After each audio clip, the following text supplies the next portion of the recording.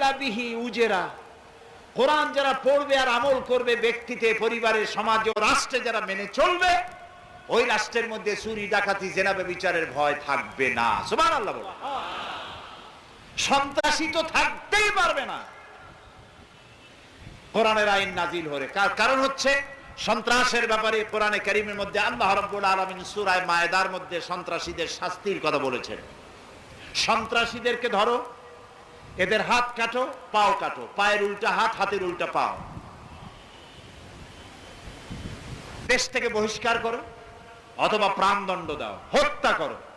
কারণ সন্ত্রাসীরা মানুষ না, সন্ত্রাসীদের বেঁচে থাকার কোনো অধিকার নাই,